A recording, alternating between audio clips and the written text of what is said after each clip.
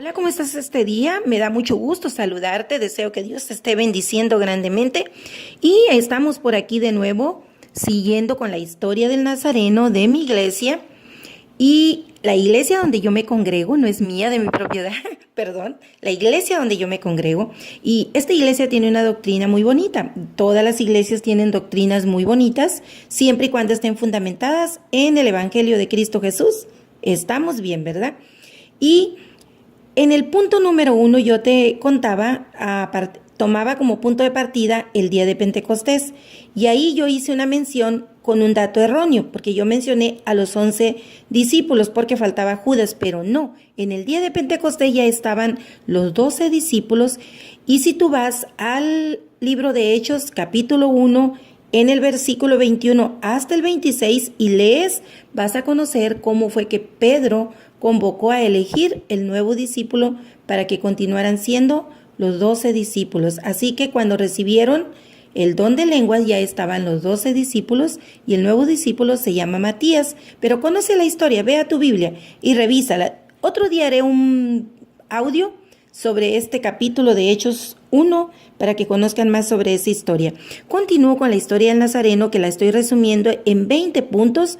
Ya vimos el número 1, el día de Pentecostés. Vamos al número 2, que dice: tiempo después del día de Pentecostés, claro, pasaron muchos años, la iglesia se fue formalizando y se formalizó con la doctrina de la Trinidad, es decir, honrando a Dios Padre, a Dios Hijo y a Dios Espíritu Santo. Es ahí en el año 325 cuando se formó el primer consejo ecuménico liderado por hombres considerados los padres de la fe. Este fue el Consejo de Nicea. Estos hombres, considerados los padres de la fe, desarrollaron un canon de las escrituras, de los evangelios, y esto le llamaron el credo niciano. En el punto número 3 he resumido cómo la iglesia fue creciendo, fue floreciendo, pero también fue habiendo diferencias, fue habiendo problemas.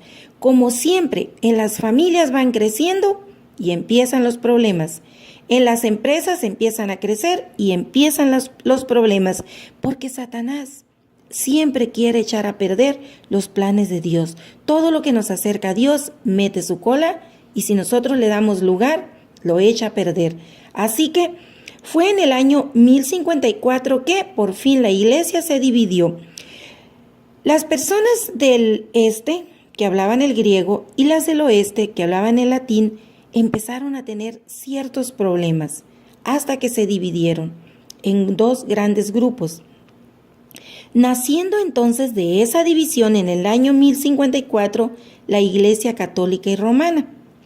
Así es como nació. Pues aquí te dejo el punto 2 y el punto 3 y estaré más adelante compartiéndote otros puntos importantes de la iglesia. No es que la iglesia nació de allí, de la iglesia católica, porque todas las iglesias protestantes vienen de una reforma de la iglesia católica. Así que no podemos, ¿cómo se dice?, negar nuestro origen, aunque no nacimos de allí, pero es parte de la historia.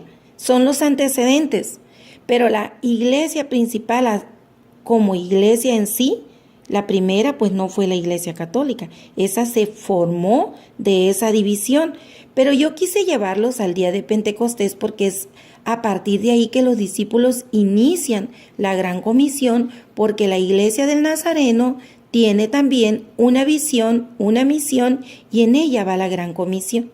Por eso es que yo te remonté al día de Pentecostés.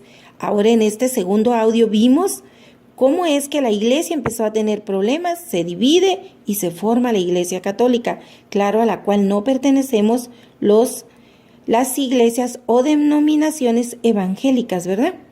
Porque nosotros nos guiamos por un evangelio diferente, una forma de predicar distinta, una doctrina distinta a la de la Iglesia Católica.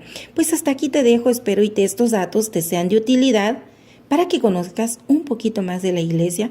A veces juzgamos a las iglesias si no las conocemos. Yo te cuento de la que yo conozco, la mía, pero pues ya tú me puedes compartir de las que tú conoces o de la denominación en la que tú te congregas. Siempre es importante, es parte de nuestra cultura conocer no decir cosas de lo que no conocemos, sino conocer y aprender. Que tengas un bendecido día.